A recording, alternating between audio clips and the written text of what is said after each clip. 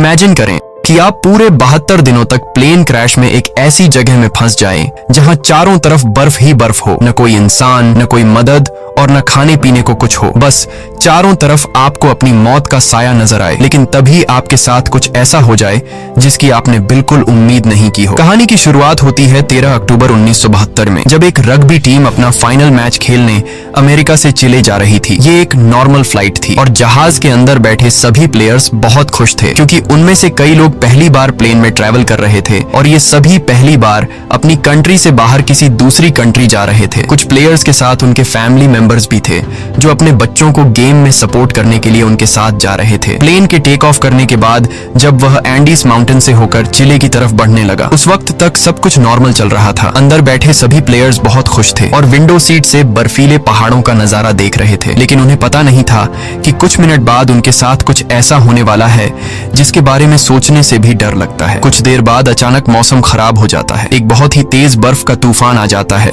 जिससे जहाज तेजी से झटके खाने लगता है। झटके लगने की वजह से सभी पैसेंजर्स घबरा जाते हैं, लेकिन अंदर बैठा एक पैसेंजर बताता है कि जब कोई प्लेन पहाड़ों के ऊपर से गुजरता है तो प्लेन में टर्बुलेंस होता है, यानी ये कोई खतरे की बात नहीं है, जल्द ही सब कुछ नॉर्मल हो जाएगा। लेकिन जैसे जैसे ये प्लेन आगे बढ़ रहा था, इसका टर्बुलेंस भी बढ़ता जा रहा था। जहाज अब और तेजी से झटके खाने लगा। प्लेन के अंदर मौजूद सारा सामान इधर उधर गिरने लगा। ये देखकर लोगों के बीच हलचल मच गई। पायलट्स जहाज को संभालने की कोशिश कर रहे थे, मगर अब जहाज कंट्रोल से बाहर हो गया था। इससे पहले कि पायलट्स कुछ कर पाते, सामने एक पहाड़ आता है और ये जहाज सामने के पहाड़ से जा टकराता है और दो हिस्सों में अलग हो जाता है। एक प्लेयर तो जहाज के टकराते ही प्लेन के पिछले पार्ट के साथ ही उड़ जाता है और हवा में गायब हो जाता है, जबकि प्लेन का आगे का हिस्सा तेजी से रगड़ते हुए बर्फ की एक बड़ी सी चट्टान से जा टकराता है। ये टकराव इतना तेज था कि प्लेन की सभी सीट्स एक दूसरे के साथ चिपक जाती हैं, जिसमें कई लोग कुचल कर मारे गए। अब जो लोग इस एक्सीडेंट से बच गए थे, उन्होंने खुद को संभाला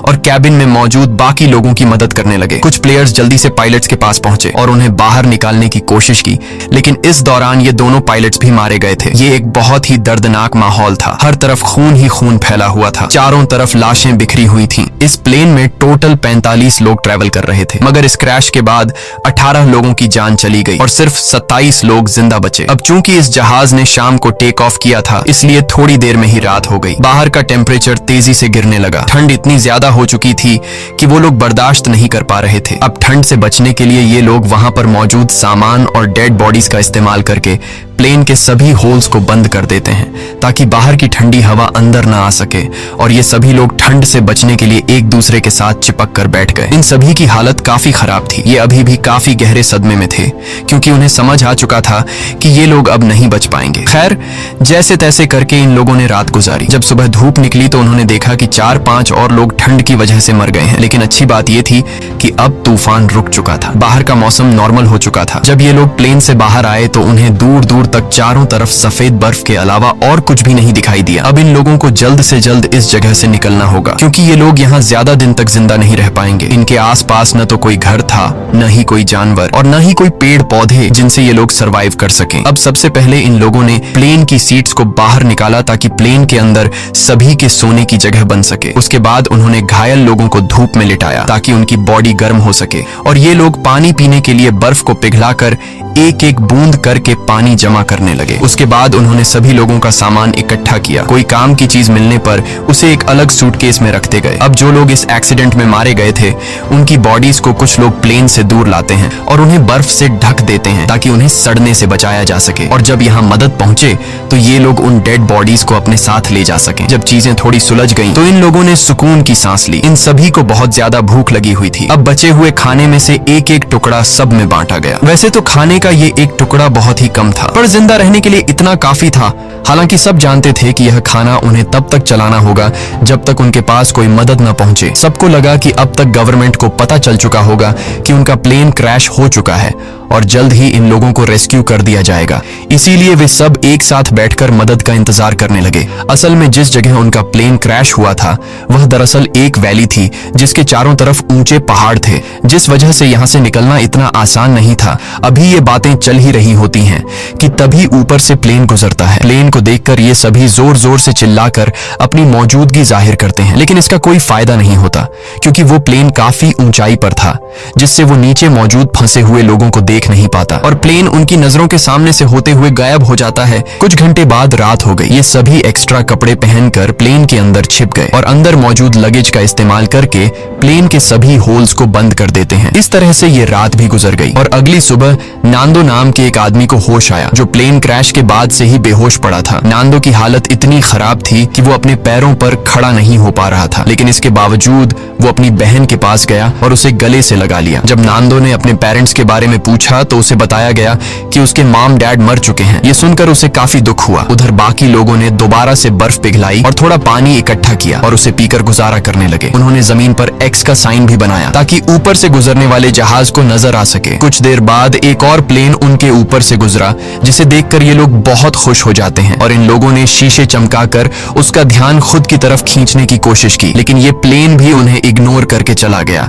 ये लोग खुश थे क्योंकि उन्हें लग रहा था कि शायद उस प्लेन ने हमें देख लिया है और अब बहुत जल्द उनके पास मदद पहुंच जाएगी। लेकिन इस तरह से एक रात और गुजर गई पर कोई उन्हें बचाने नहीं आया। अब उन्हें समझ आ जाता है कि यहाँ हमें कोई भी बचाने नहीं आएगा, इसलिए ये लोग सोचते हैं कि हम सब इस बंद इलाके में अपनी जान कैसे बचा सकते हैं। तभी उन्हें ख्याल आया कि प्लेन के पिछले हिस्से में कुछ बैटरीज पड़ी थीं और अगर हम इन बैटरीज को यहाँ ले आए तो बैटरी की मदद से हम प्लेन के रेडियो को चला सकते हैं और बाहर की दुनिया से कांटेक्ट कर पाएंगे। अब सभी को ये आइडिया पसंद तो आया, लेकिन इस काम को अंजाम देना इतना आसान नहीं था जैसा वो सोच रहे थे, क्योंकि जहाज का पिछला हिस्सा जो क्रैश के दौरान टूटकर अलग हो गया था, पता नहीं वो हिस्सा अब कहाँ होगा। खैर, उन्होंने प्लेन के पिछले हिस्से को ढूंढने का फैसला किया। इसके बाद उन्होंने लेदर और कांच का इस्तेमाल करके कुछ गॉगल्स बनाए ताकि ये गॉगल्स तेज बर्फीले तूफान में उनकी आंखों का प्रोटेक्शन कर सके। और ग्रुप के 4 लोग उन बैटरीज को लाने चले गए, लेकिन थोड़ी दूर जाने के बाद जब उन्होंने पीछे मुड़कर देखा तो उन्हें उनका जहाज कहीं भी दिखाई नहीं दिया और अब उन्हें एहसास हुआ कि इतने सारे बर्फ के बीच किसी को भी उनका प्लेन नहीं दिखेगा और शायद इसीलिए अभी तक कोई उन्हें बचाने नहीं आया। अब ये लोग आगे बढ़ने की कोशिश करते हैं कि तभी वहां मौजूद बर्फ खिसकने लगी। ये देखकर ये लोग डर जाते हैं और वापस अपने जहाज की तरफ आ जाते हैं। इस तरह से इन लोगों को यहाँ फंसे हुए 6 दिन गुजर जाते हैं और 1 हफ्ते बाद प्लेन में मौजूद सारा खाना खत्म हो गया। अब ये इलाका बर्फ से ढका हुआ था और आसपास न तो कोई जानवर था और न ही कोई पेड़ पौधे, इसीलिए अब उन्हें अपना पेट भरने के लिए कुछ न कुछ तो करना होगा। खाने के लिए कुछ भी न मिलने पर वो लोग पत्थरों पर जमी हुई मॉस खाने लगे, जिसका टेस्ट बहुत ही गंदा था, पर मजबूरी में उन्हें खाना पड़ा। यहाँ नांदो ने कहा कि अगर उसे मरे हुए लोगों की बॉडीज भी खानी पड़े तो वो खुद को जिंदा रखने के लिए ये भी करेगा। ये सुनकर सभी लोग सोच में पड़ गए। जल्द ही इन सभी के बीच बहस होने लगी कि उन्हें मरे हुए लोगों को खा लेना चाहिए या फिर भूख से मर जाना चाहिए। कुछ लोगों का कहना था कि ऐसा करना ठीक नहीं, ऐसा करने पर हमें ऊपर वाला माफ नहीं करेगा। जिसके बाद उन्होंने अपने पेट पर पत्थर रखकर गुजारा किया। ऐसे ही वक्त गुजरता गया और वक्त के साथ साथ उनकी भूख भी बढ़ती गई। हाल ये था कि ये सभी अपने जूतों की लेस और सिगरेट तक खाने पर मजबूर हो गए, लेकिन कई दिनों से भूखे रहने के बाद उन चीजों से उनकी भूख कहाँ मिटने वाली थी। ऐसे ही कुछ दिन और गुजर गए और भूख के चलते नंदो की बीमार बहन मर गई। नांदो ने अपने माता पिता के साथ साथ अपनी बहन को भी खो दिया। इस तरह से वक्त गुजरता गया और इन लोगों ने जैसे तैसे करके खुद को 9 दिनों तक जिंदा रखा, लेकिन अब तक उनकी भूख इतनी बढ़ चुकी थी कि उनके दिमाग ने भी काम करना बंद कर दिया था और अब उनकी मौत उनसे सिर्फ 1 कदम दूर थी। अब उनके पास कोई और दूसरा चारा नहीं था, इसीलिए उन्होंने उन डेड बॉडीज को खाने का फैसला किया। सबसे पहले 4 लोग प्लेन से बाहर गए और लाशों को काटकर खाने लगे। उन्हें खाते देख कुछ और लोगों ने भी अपना मन बदल दिया और वे भी उनके पास गए अपना पेट भरने के लिए। लेकिन 5 लोग ऐसे थे जिन्हें अपनी मौत तक मंजूर थी, पर किसी दूसरे इंसान को खाना ठीक नहीं समझा। अगले दिन से ये लोग लाशों को दूर ले जाकर काटने लगे ताकि इन 5 लोगों को कोई तकलीफ न हो। यहाँ पर नुमा नाम के एक लड़के को बर्फ में दबा एक सूटकेस मिला। सूटकेस को खोलने पर उन्हें अंदर एक रेडियो मिला। रेडियो को ऑन करने के बाद उन्हें पता चलता है कि इसमें सिग्नल नहीं है, जिसके लिए इन लोगों ने चीजों को जोड़कर एक एंटेना बनाया और इस रेडियो पर उन्होंने एक न्यूज सुनी जिसमें बताया जा रहा था कि सरकार ने इनके खोज में कई रेस्क्यू ऑपरेशंस चलाए थे और 66 के करीब हवाई जहाजों को उनकी तलाश में भेजा था। लेकिन इतनी कोशिशों के बावजूद जब इन लोगों का कोई अता पता नहीं चल सका तो सरकार ने उन्हें मरा हुआ डिक्लेयर कर दिया। इसीलिए अब गवर्नमेंट ने इन लोगों को ढूंढना बंद कर दिया है। ये खबर सुनकर ग्रुप के सभी लोगों की हिम्मत टूट गई और उनके जिंदा बचने की सारी उम्मीदें मिट्टी में मिल गईं। अब उन बचे हुए 5 लोगों में से जिन्होंने डेड बॉडीज को खाने से इनकार कर दिया था, उनमें से 4 लोगों ने भी मांस खा लिया, क्योंकि वे जान चुके थे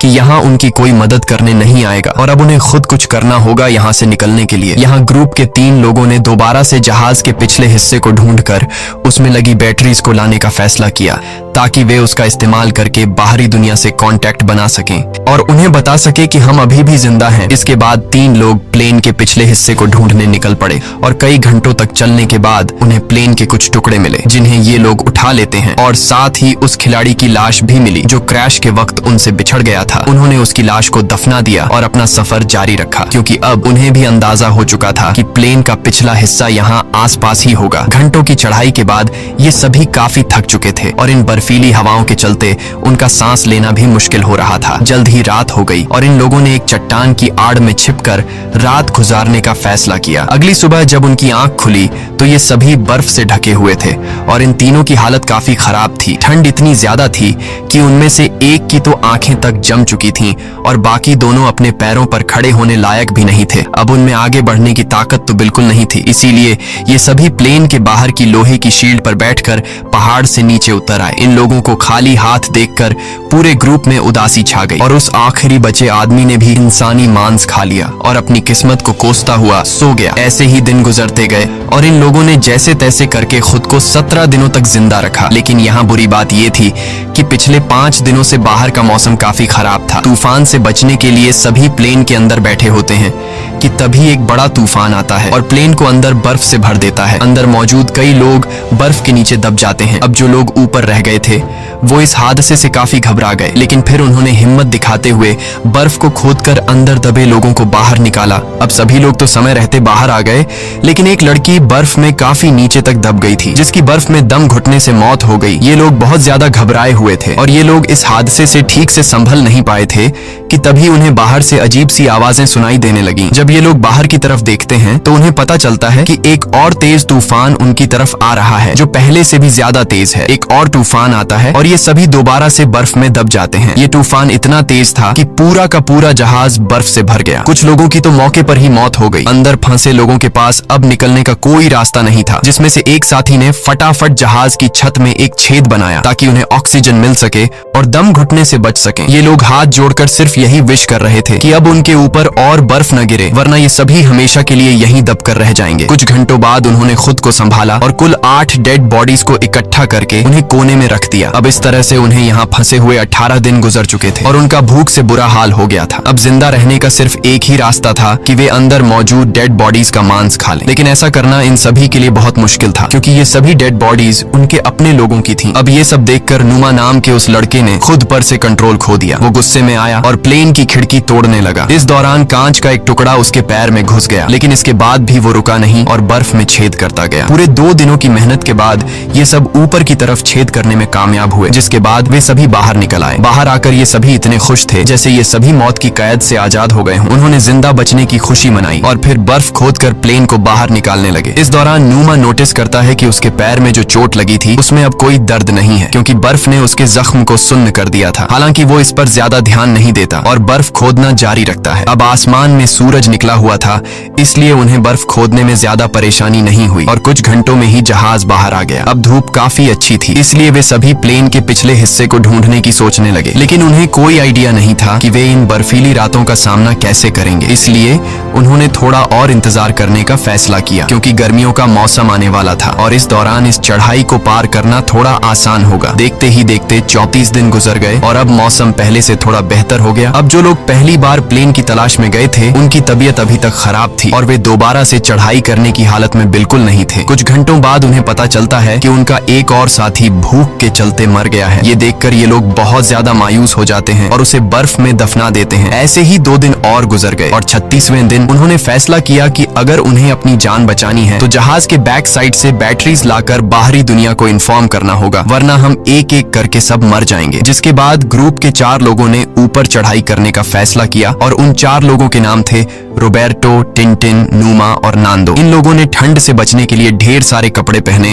और प्लेन की तलाश में निकल पड़े, लेकिन कई कई घंटों तक चलने के बाद भी उन्हें उनका प्लेन कहीं दिखाई नहीं दिया। तभी नूमा की तबीयत बिगड़ने लगी और वो चक्कर खाकर गिर जाता है। यहाँ बाकी लोगों ने देखा कि उसके पैर की चोट में इन्फेक्शन फैल चुका है, इसीलिए वे सब तय करते हैं कि वापस नूमा को नीचे ले जाएंगे। लेकिन नूमा ने ऐसा करने से मना कर दिया। उसने अकेले ही नीचे जाने का फैसला किया और बाकी लोगों से आगे बढ़ने को कहा। अब नूमा प्लेन के पास तो लौट आया, लेकिन उसकी हालत इतनी खराब थी कि वहां पहुंचते ही वो बेहोश हो गया। थोड़ी देर बाद जब उसे होश आया तो उसने देखा कि उसके साथी प्लेन से बर्फ हटाने की कोशिश कर रहे थे। वो भी उनकी मदद करना चाहता था, लेकिन कमजोरी के मारे वो हिल तक नहीं पा रहा था। दूसरी तरफ वे तीन साथी कई घंटों का सफर तय करने के बाद उस जगह पहुंच जाते हैं जहां प्लेन का पिछला हिस्सा था, जो चट्टान से टकराने के बाद टूट गया था। इसे देखकर ये तीनों बहुत खुश हो जाते हैं और प्लेन के पिछले हिस्से के पास जाते हैं। जब ये तीनों जहाज की जांच करने लगे तो उन्हें बैटरीज के अलावा और भी बहुत कुछ मिला, जैसे कि ढेर सारे कपड़े, रम की बॉटल्स और कई सारे सिगरेट के पैकेट्स। ये लोग सामान लेकर वापस अपने प्लेन के पास आते हैं,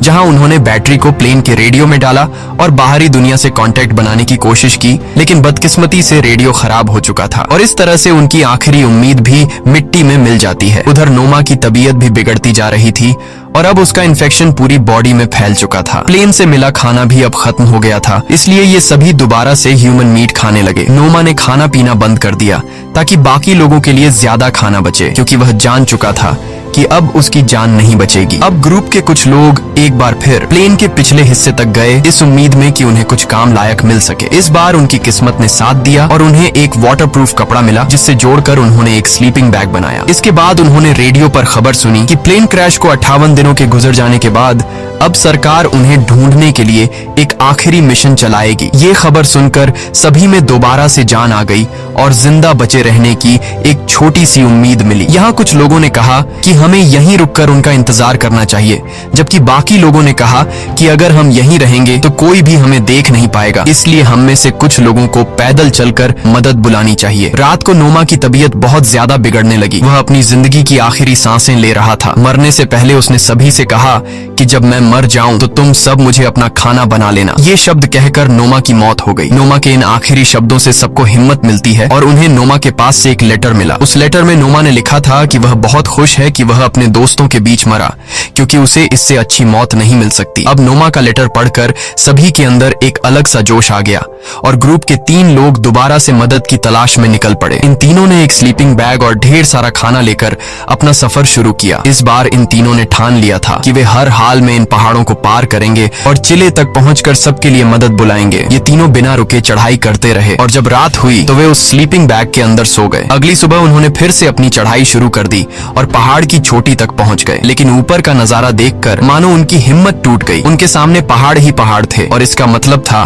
कि उन्हें अभी काफी लंबा रास्ता तय करना था। उनके मन में ख्याल आया कि वे सभी वापस लौट जाएं, क्योंकि इस सफर को पूरा करने के लिए उनके पास 3 लोगों का खाना नहीं था। यहाँ टिन ने अपना खाना इन दोनों को दे दिया और खुद वापस लौट गया, ताकि ये दोनों इस सफर को आसानी से पूरा कर सकें। हालांकि ये सफर काफी लंबा और चैलेंज से भरा हुआ था, लेकिन फिर भी इन दोनों ने हार नहीं मानी और आगे बढ़ते रहे। और आखिरकार 10 दिनों तक लगातार चलने के बाद इन दोनों की मेहनत रंग लाई। वे एक ऐसे इलाके में पहुंचे जहां ऊपर के मुकाबले बर्फ काफी कम थी। इन दोनों को एक साफ पानी की नदी भी मिली, जहां रुककर उन्होंने ढेर सारा पानी पिया। तभी कुछ ऐसा हुआ जिसकी किसी ने उम्मीद नहीं की थी। उन्हें घोड़े पर सवार एक आदमी दिखा जो नदी के उस पार खड़ा था। पहले तो इन दोनों को उस आदमी को देखकर अपनी आंखों पर यकीन नहीं हुआ। वे समझ रहे थे कि जैसे वे सपना देख रहे हैं, पर जल्द ही उन्हें एहसास हुआ कि यह भ्रम नहीं बल्कि सच में एक इंसान है। उस आदमी को देखकर उनकी खुशी का ठिकाना नहीं रहा। उन्होंने जोर जोर से चिल्लाकर